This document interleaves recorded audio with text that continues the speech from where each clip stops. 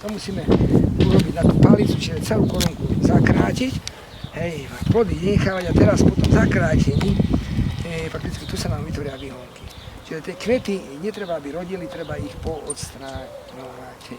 Čiže ľudia sa tešia, že majú prvú úrodu, ale tie kvety nám spôsobia to, že fakticky sa vyselí ten stromček a nerastie. No, takže v prvom roku, prvé 2 roky nechceme mať na ovocných stromčekov úrodu. Nech potom stromy rodia už od 4. roku pravidelne. To je také trošku tvrdé pre ľudí, bo sa tešia, že kvitne. Ale teraz tu si necháme tých 5 ostrových konárikov.